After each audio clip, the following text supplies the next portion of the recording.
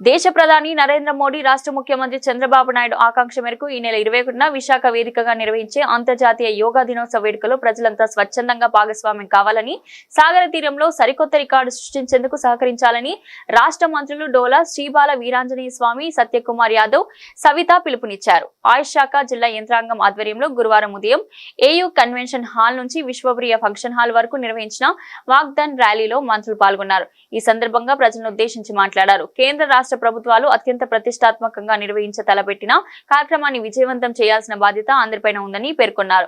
2 కోట్ల మందికి రిజిస్ట్రేషన్ చేయించాలని లక్ష్యంచగా అతి కొద్ది కాలంలోనే లక్ష్యాన్ని చేరుకున్నామని, యోగా ప్రజలకు అతి చేరువైందని చెప్పడానికి ఇదే నిదర్శనమన్నారు.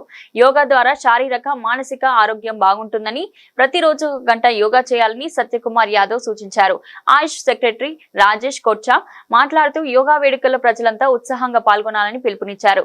స్పెషల్ సిఎస్ ఎంటీ కృష్ణబాబు మాట్లాడుతూ ప్రతిష్టాత్మకంగా నిర్వహిస్తున్న కార్యక్రమంలో అందరూ స్వచ్ఛందంగా భాగస్వామ్యం కావాలని, సరికొత్త విజయం ద్వారా ప్రపంచానికి మంచి సందేశం ఇవ్వాలని సూచించారు.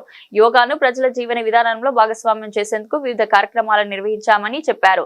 3 దశల్లో యోగాపై పోటీలు నిర్వహించామని, 25 లక్షల మందికి సర్టిఫికెట్లు జారీ చేశామన్నారు.